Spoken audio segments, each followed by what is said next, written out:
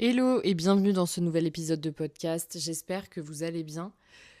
Aujourd'hui on se retrouve dans un épisode un peu particulier puisqu'on reprend la trend qui est «je m'en fous si», que je vais faire dans une version couple/relation saine. Le but c'est évidemment pas seulement de vous dire ce qui est ok ou pas ok pour moi dans une relation, mais surtout de vous expliquer que même en ayant été dépendante affective, quand on fait un bon travail sur soi et quand on est dans une relation sécurisante, alors il est possible de ne plus être dans cet hyper contrôle, hyper vigilance et aussi vous partager les choses dont clairement aujourd'hui je me fous et dont je me foutais pas avant dans mes relations. La première chose c'est je m'en fous si tu as besoin de silence, d'espace, de moments seuls, tant que c'est pas pour fuir une dispute ou un problème. En fait, avant, le silence pour moi, c'était synonyme de vide et de pas savoir ce que l'autre pensait. Et c'était hyper angoissant. Vous vous sentez peut-être concerné aussi par ça. Mais je sais que pour avoir été avec quelqu'un qui a un profil évitant, ça a toujours été très dur pour moi en fait de devoir deviner ce que l'autre pense. Et dans ma relation actuelle, je suis pourtant pas avec quelqu'un qui a un profil évitant, mais avec quelqu'un qui a besoin de process les choses avant de pouvoir en parler. Et j'ai compris qu'en fait, on fonctionnait vraiment pas tous de la même manière. Et tant que j'ai pas l'impression que juste tu ne vas plus parler et que je vais jamais savoir ce qui se passe dans ta tête, si tu peux m'expliquer que c'est comme ça que tu fonctionnes, que là tu as besoin d'espace, que t'as pas envie d'en parler maintenant, etc., alors vraiment je m'en fous. Mais je m'en foutais pas, ne serait-ce qu'il y a 2 ans et demi au début de cette relation.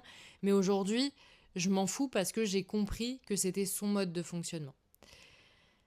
Je m'en fous si tu me réponds pas dans la minute. T'as un travail, une vie, des potes, mais je demande juste à être au courant parce que par contre, douter H24, moi je m'en fous pas. Et je pense que c'est vraiment ça la différence. C'est que, en fait, moi, j'ai aucun problème si même t'es avec des potes, je sais que t'es avec des potes, je t'envoie un message, tu me réponds 2 heures après. En réalité, c'est pas grave tant que je sais que t'es en sécurité et que ça va, en fait. Après, moi, je vis avec mon copain, donc j'ai besoin de savoir où il est, s'il rentre, etc. Mais il y a plus ce truc dont j'avais besoin avant, c'était de savoir pour contrôler.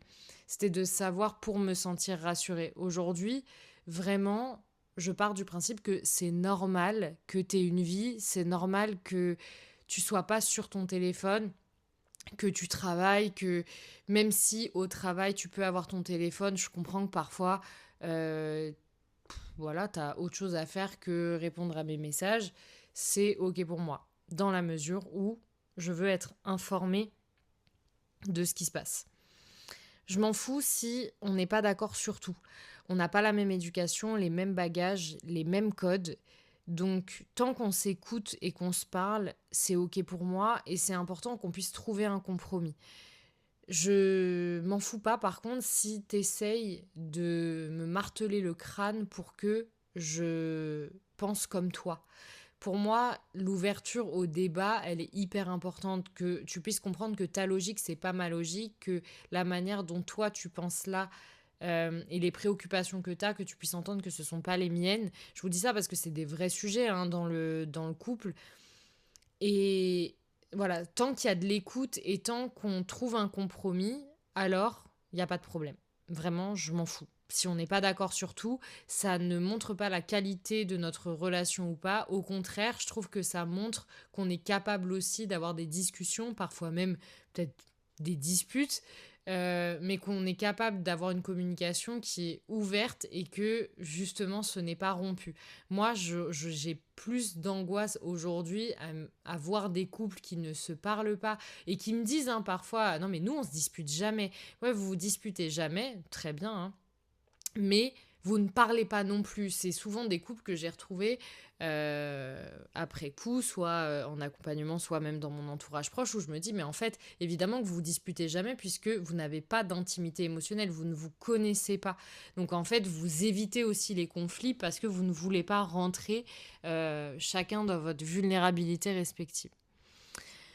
Je m'en fous si tu comprends pas ce que je ressens, tant que tu me laisses le ressentir sans me juger. Pour moi, c'est hyper important parce que j'ai appris en étant en couple et dans une relation saine que ce que je ressentais n'était pas universel et que je pouvais aussi parfois ne pas comprendre ce que l'autre ressentait. Qu'il y a des choses qui allaient le trigger et pas moi et inversement. Et que parfois il y a des choses qui sont complètement un non-sens pour l'un et pour l'autre, mais toutes les émotions ont leur place. Ça pour moi c'est hyper important. Vraiment, je m'en fous si tu comprends pas, c'est même pas grave parce que je me dis, tu peux pas comprendre parce que si je ressens ça aujourd'hui, c'est potentiellement par tout ce que j'ai vécu dans ma vie que tu n'as pas vécu, mais je veux pouvoir t'en parler, même si c'est des peurs qui vont concerner notre couple, qui vont peut-être même parfois l'impacter, je veux toujours savoir que j'ai l'espace de pouvoir parler de mes émotions et de ce que je ressens sans jamais me sentir jugée. Je m'en fous si notre couple n'est pas parfait, tant qu'on cherche ensemble à guérir, comprendre, avancer et trouver des solutions. En fait, avant, je pense que j'avais un peu le mythe du couple parfait, qui s'engueule pas, c'est l'amour tous les jours, c'est trop super, on s'aime, on se fait des compliments, on se dit je t'aime 18 fois par jour. Oui, mais en fait, c'est pas ça un couple parfait à mes yeux aujourd'hui. Pour moi, un couple parfait ou non, mais en tout cas, un couple sain, c'est un couple qui sait qu'il y a un problème parfois et qui va être une équipe face au problème et pas l'un contre l'autre. En fait, pour moi, je m'en fous qu'on soit pas parfait, mais ce que je veux, c'est que, en fait, tous les deux, on voit qu'il y a un problème et donc tous les deux, on va mettre la même énergie et à essayer de trouver des solutions. Pour moi, les relations, elles sont souvent déséquilibrées et dysfonctionnelles parce qu'il y a une seule personne qui voit qu'il y a un problème. Donc, c'est cette personne qui va mettre toute son énergie à trouver des solutions alors que l'autre ne voit même pas qu'il y a un problème. Donc, même s'il fait un effort, ce sera jamais pour le problème puisqu'il pense qu'il n'y en a pas. Ce sera pour essayer d'avoir la paix. Je m'en fous si tu me parles de tes ex, d'endroits ou d'expériences que tu as vécu avec. On s'entend, évidemment. Tant que c'est pas pour nous comparer. En fait, j'ai compris que ça ne servait à rien, entre guillemets, de se sentir menacé par, juste par l'existence de personnes qui m'ont existé dans sa vie. Je veux dire, attention, c'est tout à fait ok de ressentir des émotions, mais je veux dire, je veux pas vivre avec une menace où parfois on va être dans cette ville et puis on va aller dans un resto et puis il va me dire qu'il y a déjà été et quand je vais demander à qui, il y aura un gros malaise. Je veux vraiment que ce soit pas un sujet parce qu'en fait, si on commence à cacher et à en faire un sujet, c'est là que je trouve ça bizarre. Alors que si tu me dis, j'en sais rien, il y a 10 ans, j'ai été à tel endroit et que je te dis avec qui et que tu me dis, c'était avec mon ex, bah ok, en fait, enfin, c'est normal. On a plus de 30 ans, c'est normal qu'avant de se rencontrer, on ait eu des histoires, on ait eu un passé. Donc en vrai, je m'en fous tant que tu le fais pas, ni pour me rendre jalouse, ni pour nous comparer, ni pour dire des trucs bizarres. Vraiment, sinon, je m'en fous. Fais-toi plaisir, il n'y a aucun problème avec ça. Mais encore une fois, je vous dis ça, c'était pas le cas avant. C'est parce que je pense que dans cette relation, je me sens suffisamment en sécurité pour pas me sentir menacée par les autres. Je m'en fous si t'as des insécurités, des peurs, des angoisses, tant que tu me le fais pas payer et qu'on en parle. Parce que pour moi, même si t'as la force et si t'es suffisamment à l'aise avec toi-même pour me dire que t'as des insécurités, pour me dire que t'as peur ou qu'il y a quelque chose qui te trigger, mais moi, au contraire, je trouve ça même sexy. Parce que je trouve ça tellement stylé de pouvoir être avec quelqu'un qui puisse me dire, tu sais, là, ça me ramène à tel truc. Quelqu'un qui soit capable de pleurer devant moi, me dire, là, je me sens insécure, là, pour telle raison. Même si c'est des choses vraiment, comme je le disais tout à l'heure, qui ont un... Oui, pour des choses qui ont un non-sens pour moi. Mais vraiment, je m'en fous. C'est normal de pas être guéri à 100% de tous ces traumas. Enfin, il n'y a pas de problème, encore une fois, tant qu'on en parle. Je m'en fous aussi si on fait des erreurs. Qu'est-ce que j'entends par là ? Je pense que c'est un peu inévitable dans une vie et quand tu es avec quelqu'un avec qui tu as envie de passer toute ta vie, donc potentiellement au moins les 50 prochaines années avec, je pense que c'est difficilement envisageable de se dire on va jamais se faire de la peine mutuellement, on va jamais se blesser, on va jamais faire d'erreurs dans notre couple. Bien sûr qu'on va en faire. Ce qui compte pour moi, c'est pas qu'on n'en fasse pas ou qu'on essaye de... Bien sûr, on va essayer de les éviter au maximum, mais c'est inévitable. Voilà. Mais c'est pas un problème tant qu'on sait s'excuser sincèrement et qu'on sait apprendre de nos erreurs et pas qu'on les refasse sans cesse. Voilà. Pour moi, ça, c'est le plus important. Après qu'on fasse des erreurs, on est humain et même si parfois on n'a pas envie de blesser l'autre, bah on va le faire. Et du coup, je veux vraiment, encore une fois, qu'on puisse se poser et en discuter et ne pas avoir peur de se dire les choses. Je m'en fous si tu ne partages pas mes passions. Alors là, vraiment, je m'en fous. Avant, je pense que j'en faisais un truc parce que j'avais besoin de me raccrocher à ça quand j'avais la même passion qu'un mec ou qu'on écoutait le même style de musique, ça me faisait vibrer, mais je pense parce que j'avais que ça. Aujourd'hui, vraiment, je m'en fous si tu partages pas mes passions. Tant que tu me laisses les vivre et que tu t'y intéresses au minimum et que tu fasses pas le mec saoulé quand je t'en parle, que tu sais ce que je fais, que tu sais que ça me passionne, que tu me laisses le temps et l'espace de les vivre. Si tu les partages pas avec moi, vraiment, c'est pas un problème. Et au contraire, je dirais même que je trouve ça cool d'avoir un espace où l'autre n'est pas et où c'est ma bulle en fait. J'avoue, j'ai toujours eu ça dans mes différentes passions. J'aime bien que ce soit cloisonné, mais c'est très personnel finalement. Euh, je m'en fous si t'as besoin de temps pour processer les choses alors que moi je veux parler direct tant que tu me le dis. Je pense que je le disais tout à l'heure un petit peu, mais en fait pour moi c'est important que tu puisses juste me dire comment tu fonctionnes parce que j'ai pas le mode d'emploi. Moi, je suis quelqu'un qui parle des choses, je suis très frontale, je suis assez honnête dans ma manière de dire et d'exprimer les choses. Donc, j'ai du mal à comprendre les gens qui ont besoin de process. Enfin, pour moi, tu ressens un truc, tu le dis, mais j'ai dû apprendre et comprendre dans cette relation que bah, c'est pas le cas pour tout le monde et que ça veut pas dire que l'autre évite le sujet, mais j'ai besoin que la personne puisse me le dire en fait, qu'elle reste pas dans le silence complet et qu'elle puisse juste me dire là, tu sais, j'ai du temps.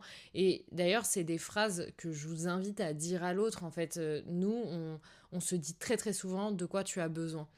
Et parfois même, moi, je vais plus loin. Là, t'as besoin d'être seule, t'as besoin que je te laisse l'espace. Est-ce que tu veux que je sois à côté, mais qu'on n'en parle pas? Enfin voilà, en fait, d'essayer de comprendre ce dont l'autre a besoin quand il y a des moments de silence ou de friction. Je pense que c'est hyper important et il le fait pour moi aussi, hein, d'ailleurs.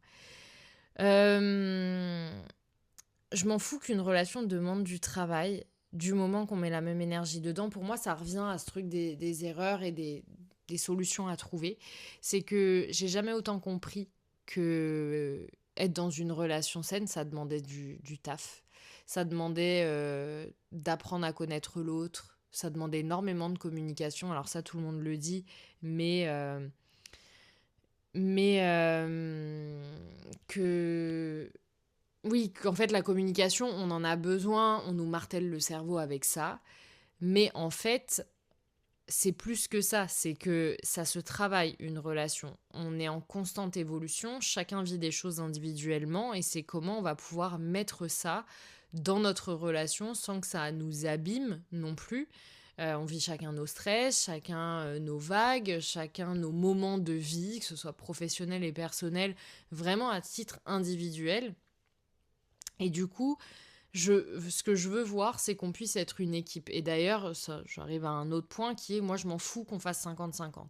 Et je parle pas vraiment, vraiment pas de l'aspect financier ici, que chacun se gère à ce sujet-là. Pour moi, ce qui compte, c'est vraiment d'être une équipe. Il n'y a pas de...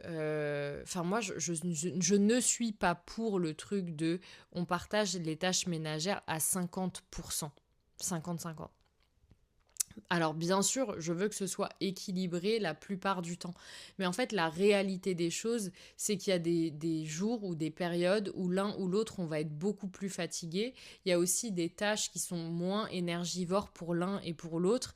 Et donc, on trouve notre équilibre à travers ça. Mais je suis désolée, je suis entrepreneur, c'est pas du tout la même préoccupation mentale, ça peut beaucoup plus me fatiguer. Ça ne veut pas dire que lui, dans son travail, il n'est pas fatigué non plus. C'est une autre fatigue, il y a d'autres préoccupations. Mais je veux dire, on a trouvé un équilibre à travers ça. Je suis avec quelqu'un, je suis très reconnaissante d'être avec un homme qui a bien compris que les femmes avaient besoin de plus de sommeil, qu'elles étaient plus cycliques, en tout cas, voilà, sur un mois entier, que les règles ça fatigue, que la phase lutéale ça fatigue, le syndrome prémenstruel ça fatigue, etc. et donc qui est très très à l'écoute de ça. Il n'y a pas d'histoire de 50-50, il y a une histoire d'équipe. Enfin, c'est vraiment notre vision du couple en tout cas, c'est qu'on est deux et que on fait aussi l'un avec l'énergie de l'autre. Moi aussi, hein, pour moi, en fait, on a une seule et même batterie et quand lui, il est à 10%, bah moi, je vais essayer de compenser les 90 autres. Et puis parfois, on est tous les deux à 10 ou 20% et on se fout la paix, en fait, et on en discute, quoi. Donc pour moi, c'est hyper important. Oui, une relation demande du travail, mais je pense que si on joue dans la même équipe, alors c'est beaucoup plus sain et ça permettra à la relation d'être en meilleure santé, si je peux dire ça comme ça. Euh, je m'en fous si la communication n'est pas parfaite tant qu'elle existe et qu'elle n'est pas un lieu de fuite. En fait, voilà, pour moi, vous l'avez bien compris, la communication, c'est une des clés, je vais pas dire la clé, mais une des clés vraiment importantes pour qu'un couple soit en bonne santé. Mais j'ai aussi conscience qu'elle ne peut pas être parfaite à 100% tout le temps. Je veux dire, moi-même, je suis pourtant dans ce métier, la communication non violente, tout ce que vous voulez, mais parfois, enfin, je sais pas, la vie nous dépasse, on est en réaction, on est fatigué, parfois on a un mot plus haut que l'autre, alors évidemment, chacun a ses limites là-dedans, hein, mais, euh, mais en fait, la communication, elle n'est pas parfaite, et même moi qui suis quand même une grande communicante sur mes émotions, etc., bien sûr que c'est arrivé que j'ai pas envie de parler, que je boude, que... Enfin, évidemment, ce n'est pas du tout parfait et je veux vraiment normaliser ça. Mais pour moi, tant qu'il y a de la communication, même si c'est pour dire je suis fatiguée, ça m'énerve, c'est plus sain que le silence et que on arrête d'en parler. Vraiment. Pour moi, si un sujet n'a pas été réglé, j'ai vraiment du mal à me dire on va passer outre parce qu'en fait, ça va nous revenir à un moment et on va se le faire payer. Donc, pour moi, je m'en fous si la communication n'est pas parfaite, mais il faut qu'elle existe. Voilà, qu'est-ce que je pourrais vous dire de plus? En fait, il y a plein de choses dont je me fous. Attends, je vais vous en donner un autre. Je m'en fous si l'autre a un monde à lui. C'est ce que je disais un peu sur les passions. C'est en fait, je peux comprendre que tu aies besoin de temps pour toi. Je peux comprendre que tes amis, tu aies aussi parfois envie de les voir sans moi. Moi, je sais qu'il y a des amis que je vois avec leurs copains, etc. Et dans ce cas-là, on se voit tous ensemble. Mais il y a des fois où j'ai envie de voir mes copines toutes seules. Je pense notamment à mon meilleur ami que j'ai vu la plupart du temps depuis qu'il est avec sa femme, avec elle. Et je l'aime énormément. Mais de temps en temps, j'aime bien le voir seul parce qu'on le veuille ou non, on n'a pas les mêmes conversations. Et du coup, c'est hyper important pour moi. Donc, je comprends qu'il y ait des choses que tu aies aussi envie de faire sans moi. Et pourtant, je suis avec quelqu'un avec qui vraiment on fait beaucoup, beaucoup de choses ensemble. Mais voilà, moi, les trucs, là, parfois je vois ça sur les réseaux. Je fais une petite parenthèse là-dessus, mais parce que ça me rend dingue. La dernière fois, j'ai vu une femme qui disait qu'elle était partie en voyage toute seule. Euh, Bref, qu'elle était rentrée et qu'elle avait vu que son mec la trompait, mais soit. Et en fait, dans les commentaires, on a blâmé la femme d'être partie en vacances toute seule. Et vraiment, j'ai du mal avec... alors là, déjà, j'ai du mal avec le fait qu'on blâme la mauvaise personne dans l'histoire. Et en plus, on blâmait cette femme en disant mais pourquoi t'as voulu voyager seule si c'est pas pour aller te trouver un mec? Mais excusez-moi, les femmes sont indépendantes, non? Et en fait, on a le droit aussi d'avoir envie de voyager seule, de voyager entre copines, de faire des choses sans l'autre. Enfin, vraiment, moi, je suis pour que chacun voit sa relation comme il a envie de la voir, mais je suis pour qu'on ne juge pas comment les gens vivent leur relation aussi. Pour moi, ça, c'est vraiment très, très, très important. Euh, Qu'est-ce que je voulais dire d'autre? Mais peut-être que je le mettrai dans l'autre podcast parce que du coup, là, je vous ai fait un je m'en fous si, mais je vous ferai une version je m'en fous pas. Je m'en fous pas si. Euh, mais parce que pour moi, j'allais dire je m'en fous si on s'aime fort aussi. Pourquoi? Mais je sais pas pourquoi ça me vient comme ça, mais je pense que, en fait, je m'en fous si on se dit je t'aime toute la journée ou si on se le dit pas. Euh, Parce que pour moi, je trouve qu'on a tellement, je sais pas, on nous a tellement dit que il fallait pas trop dire, il fallait pas trop montrer ses sentiments, sinon l'autre allait partir, allait s'enlacer, qu'il fallait pas se dire je t'aime tous les jours, parce que sinon ça n'avait plus de valeur. Ça, je l'ai beaucoup entendu, je sais pas vous, mais euh, alors qu'en fait, moi je m'en fous si on est des gros niais et que on se dit je t'aime 40 fois par jour et qu'on se dit qu'on est beau et qu'on a envie de faire notre vie ensemble et qu'on se... Enfin, en fait, je m'en fous si on est dans un excès d'amour. Parce que pour moi, ça ne veut pas dire que c'est faux ou pas. Enfin, vraiment, il y a un truc de cet ordre-là, mais je pense que j'en parlerai plus peut-être dans l'autre version du podcast et de cette trend-là. Mais je pense que avant, ça me faisait peur, presque parce que j'avais peur de perdre ça.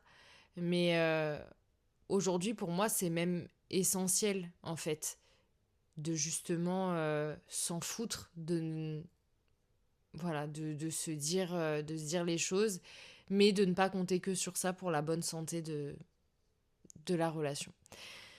Voilà, écoutez, vous me direz si vous avez aimé ce format. De toute façon, ce sera que sur 2 épisodes.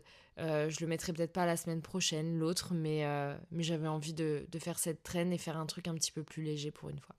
En tout cas, j'espère que ça vous aura plu. N'hésitez pas à m'écrire sur Instagram, oria.coaching, si vous avez envie de m'en parler ou de mettre un commentaire sur cet épisode. Et n'oubliez pas de noter la chaîne de podcast. En tout cas, merci à toutes les personnes qui m'écoutent chaque semaine. Je suis hyper reconnaissante en ce moment du podcast. Ça fait longtemps que j'ai pas fait mon petit moment émotion sur le podcast.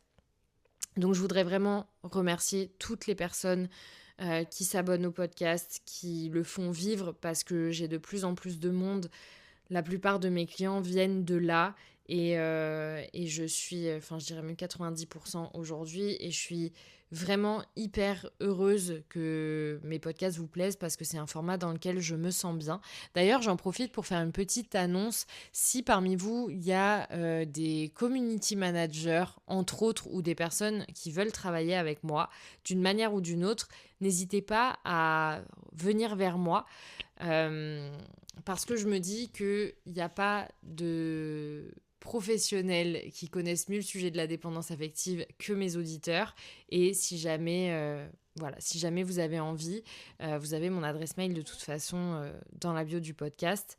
Mais voilà, je voulais en profiter pour vous dire ça. En tout cas, merci encore parce que le nombre d'écoutes par épisode ne fait qu'augmenter. Vous êtes des milliers, je suis outrée de dire des choses pareilles. C'est un truc de ouf. Je suis trop contente, vraiment. Et j'espère que ce podcast aura vraiment une longue vie parce que je suis vraiment passionnée. Je vous laisse là-dessus.